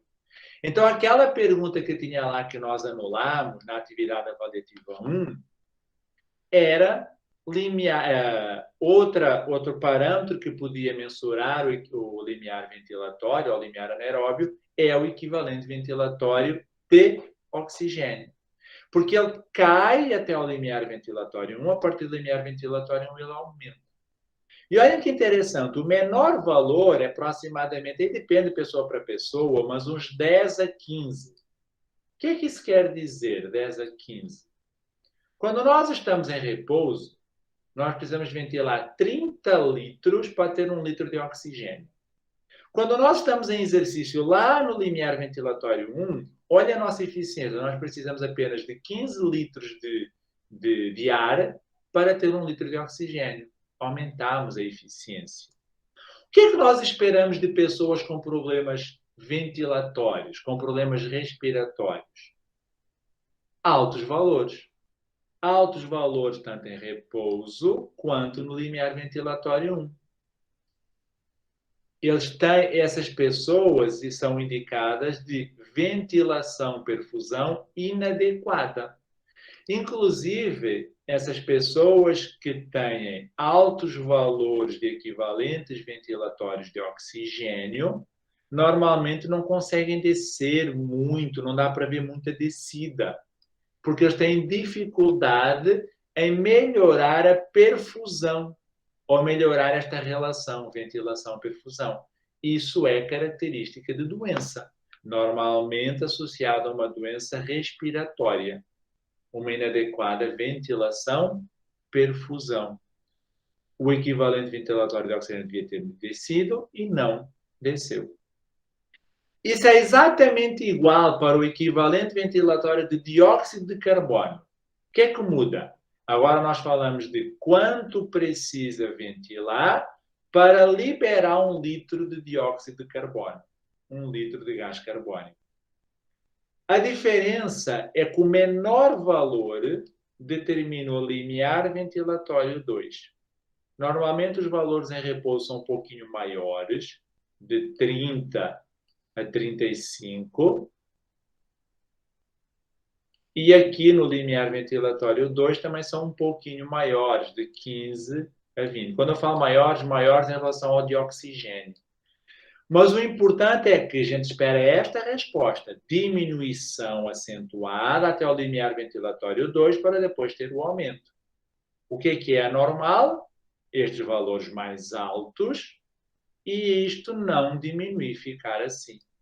Altos valores refletem uma inadequada ventilação-perfusão e uma dificuldade de diminuição também é anormal.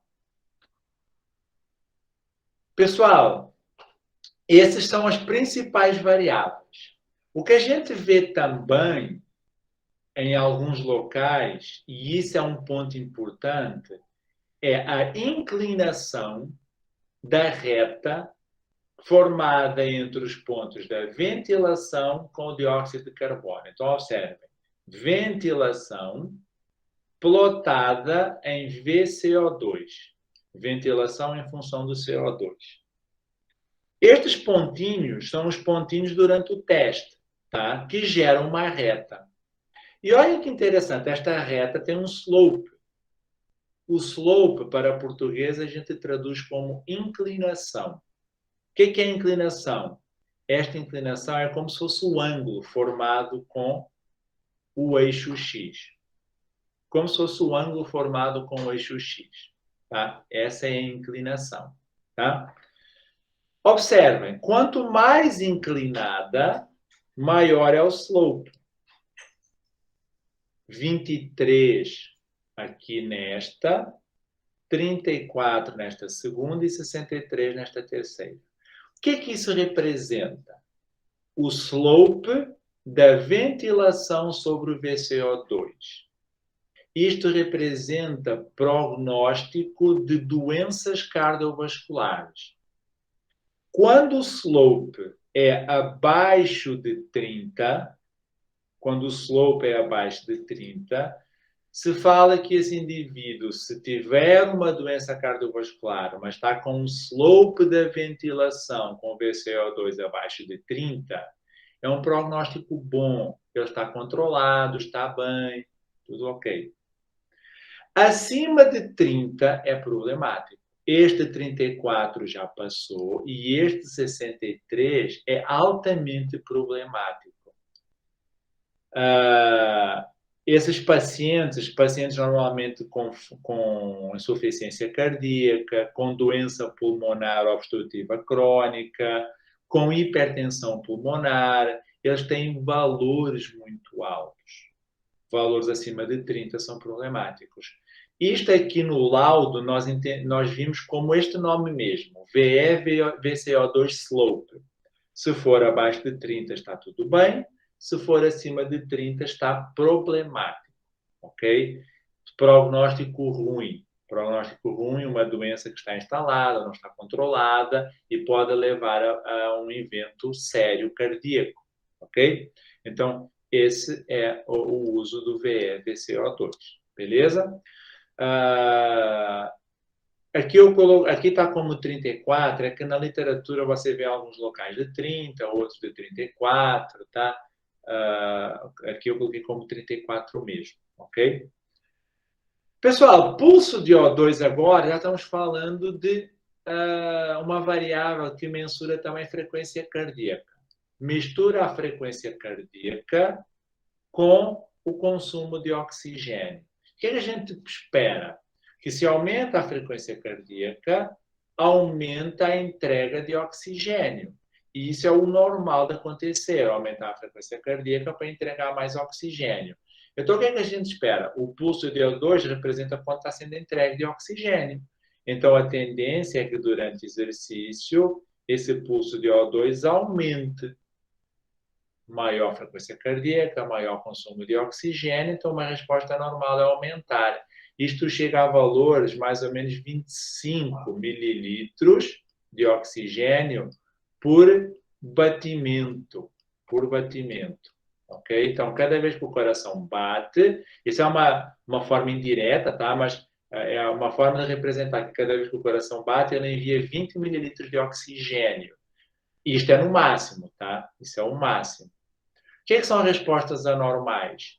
É o exercício, ou melhor, o teste estar ocorrendo, aumentando a intensidade, e o pulso de O2 não aumentar mais. Isso aí também é anormal.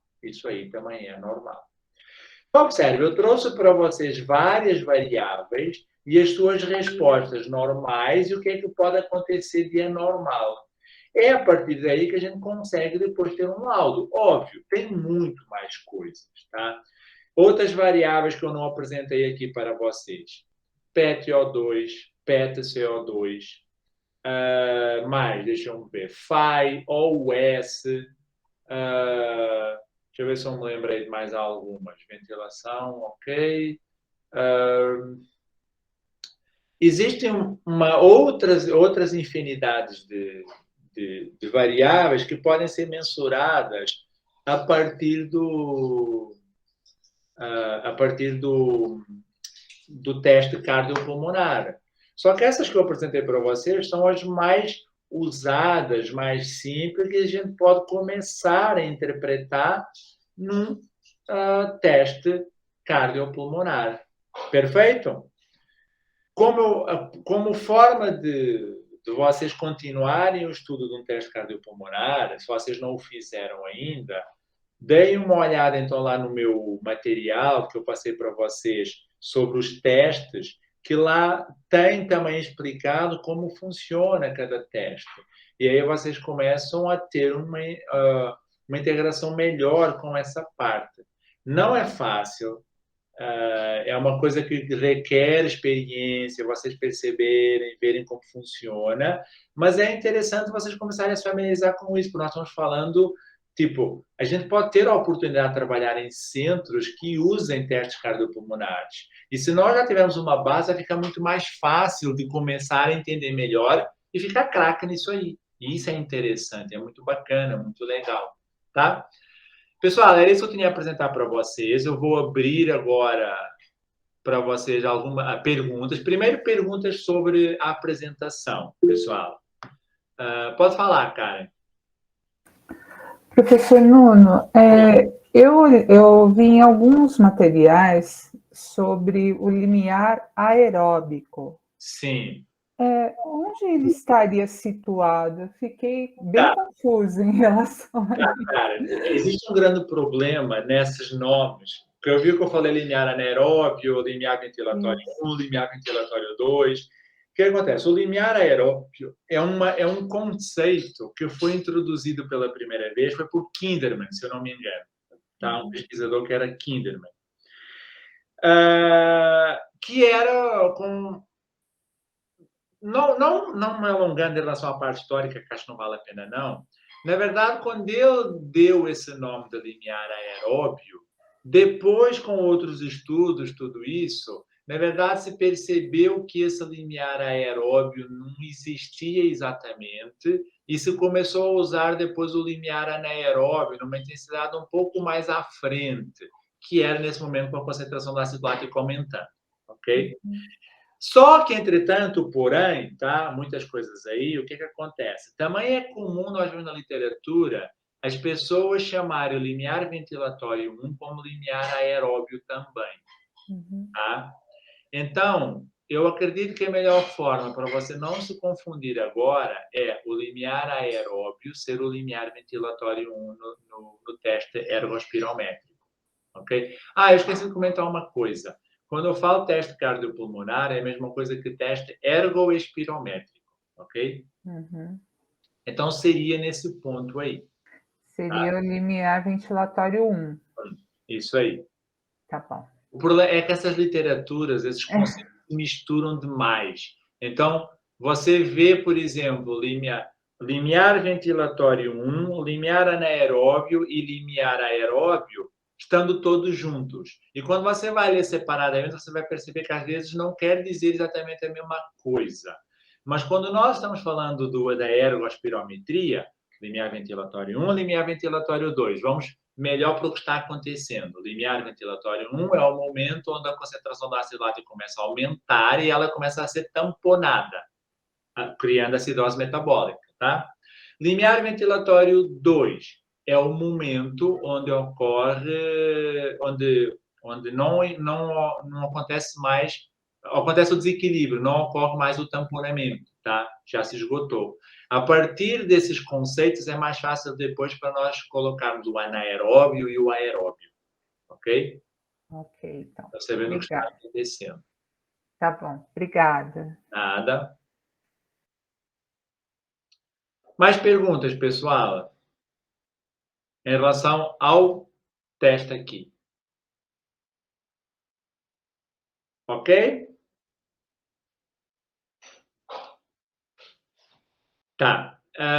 Abrindo para perguntas agora no plantão como um todo, eu vou já ler então as perguntas que estão aqui no plantão, que são perguntas fáceis de nós resolver, que estão no mural, desculpem, que são perguntas fáceis de resolver e a gente qualquer coisa conversa mais sobre outras situações, tá? Eu vou ler até a pergunta aqui para vocês, que vai ficar mais fácil até para vocês perceberem, tá? Então vamos lá. A Carolina Cardoso, não sei se ela está aí, deixa eu confirmar se a Carolina está aí. Carolina, não está agora. Tudo bem, depois ela vai ouvir. A Carolina Cardoso, ela perguntou assim, o diabetes mellitus do tipo 1, eu sempre vai precisar fazer uso da insulina, ou se eu tiver uma vida ativa com a ativação da via AMPK, isso basta? Tá, primeira parte da pergunta. Carolina, mesmo que um diabético do tipo 1 seja uma pessoa bem ativa, se alimenta adequadamente, tudo isso, ele sempre precisará do uso do tratamento farmacológico, que no caso é o uso da insulina. Por quê? Porque, apesar de nós termos estudado essas vias, que são vias ativadas pelo exercício físico, nós não podemos esquecer que a maioria da captação de glicose em um indivíduo durante o dia é na situação de repouso. E na situação de repouso, ele está altamente prejudicado por ter diabetes tipo 1. Então, ele sempre vai fazer um uso farmacológico. Sim, ele sempre vai ter que necessitar de insulina. Tá? O que vai acontecer é que, com uma vida ativa e uma nutrição adequada, ele vai reduzir muito o uso da insulina, mas muito mesmo. Mas zerar, isso não acontece, não. Tá? Vai existir momento, um ou outro, que ele até pode não usar, mas isso não ocorre de forma natural, não. Então, precisa, sim, sempre de usar, ok? Outra dúvida. No diabetes mellitus insulino-dependente, ou seja, aquela pessoa que usa insulina, como perceber que está na hora de ir ao médico ajustar a dose de insulina após o início do programa de exercícios? É a partir de episódios frequentes de hipoglicemia? Essa é a situação mais drástica. Então, o que está acontecendo? Ele começou a treinar e teve episódios frequentes de hipoglicemia. Isso é sendo alerta. Opa, alguma coisa está errada. O que está errado? Normalmente é porque se somou o exercício físico com o uso da insulina. E aí a glicose caiu muito e por isso ele está passando mal muitas vezes, quadros frequentes de hipoglicemia. Então, nesse caso, sim, ele precisa de ajustar. Só que a gente não precisa de fazer isso já com luz vermelha. A gente pode fazer o seguinte. Instruir, comunicar, conversar com o aluno, com o paciente, a seguinte situação. Olha, você está começando a fazer exercício e você usa insulina.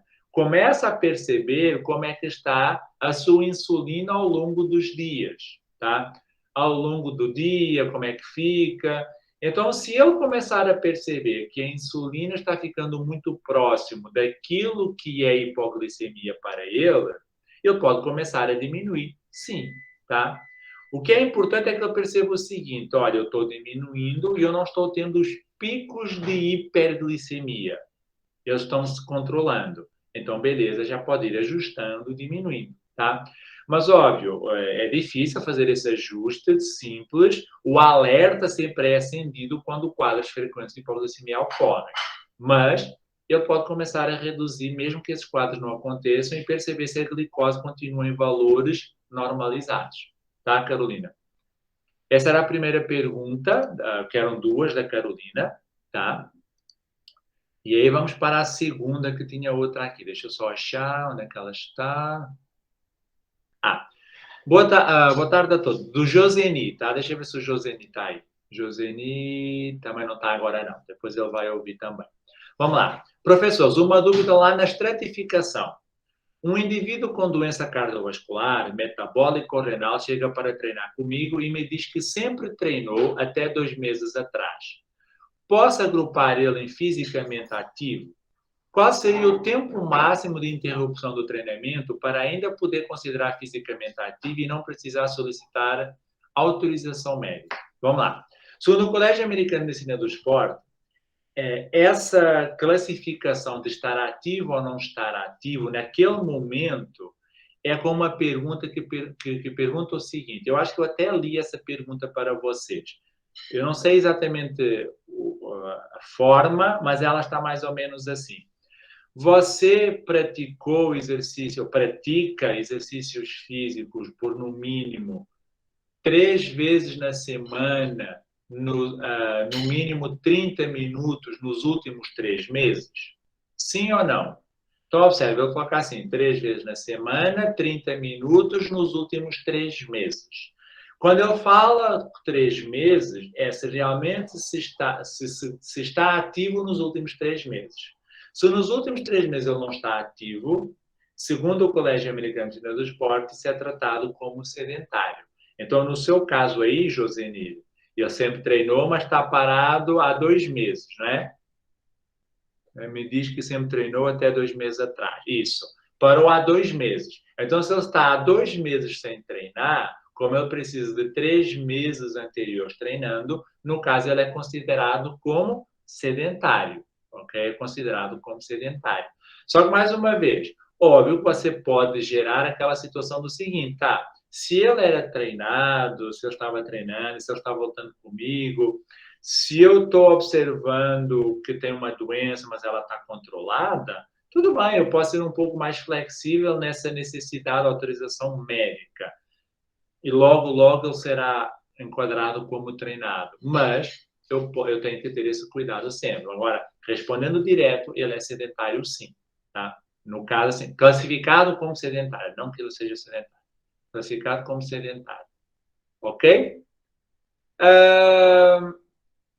Acho que não tinha mais perguntas no mural. Vivian, você viu mais alguma? Não perdi nenhuma não, né?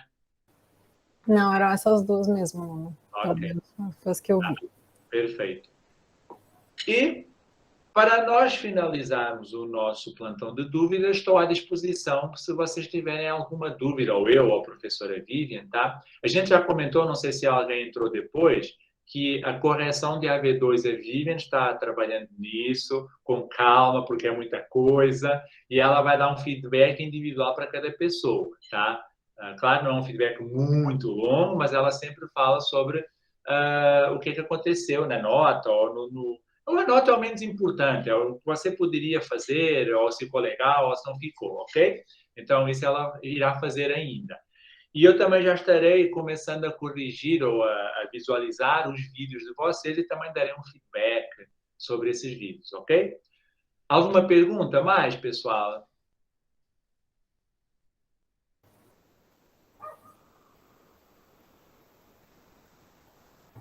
Não?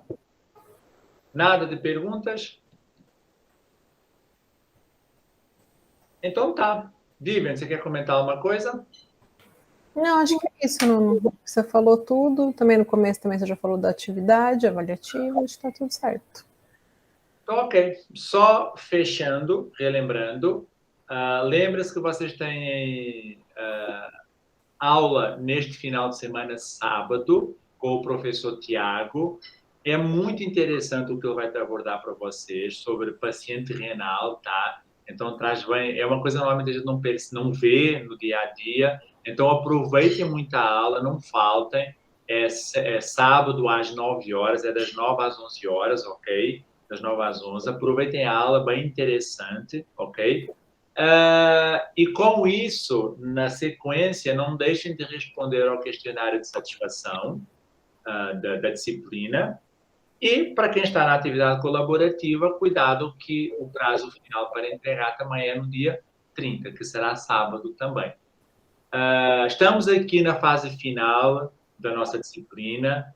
Podem perguntar à vontade, a gente está aqui com vocês até sábado oficialmente, mas depois também a gente continua, isso aí não é problemático, mas fiquem à vontade para, se precisar tirar mais alguma dúvida, tirem, ok? Eu irei fazer ainda um post ou outro sobre umas situações que eu quero mostrar para vocês ainda, então aproveitem depois também, tá bom? Com isso, dou como encerrado, então, o plantão de dúvidas, o nosso plantão de dúvidas.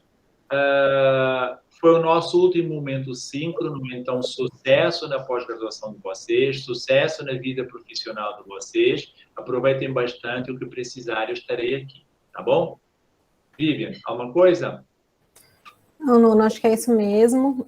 Como ele falou, a gente encerra a parte síncrona, mas estamos à disposição de vocês. Continuamos aqui até sábado, mas independente de qualquer outra coisa que vocês precisarem, a gente está à disposição, certo? A gente agradece aí os momentos, gostamos muito, a turma muito empenhada e continuamos por aí, tá bom? Perfeito. Oi, Karine, pode falar. Oi, professores, eu queria agradecer aí pela explicação de vocês, tá? Foi muito importante para mim, fiquei parado um tempo aí de estudar e consegui agregar muito com as suas aulas, do Nuno, da Vivian, explicação muito clara.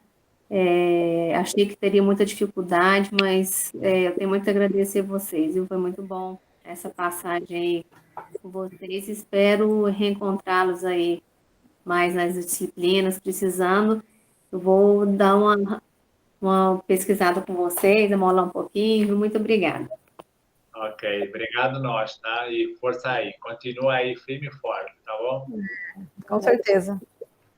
Ótimo, Karine. Obrigada pelo feedback, obrigada por tudo também. A gente agradece. Turma, boa noite então, tá? Boa noite para todos e muito obrigado e sucesso para vocês, tá? Tchau, gente. Boa noite, bom descanso e até.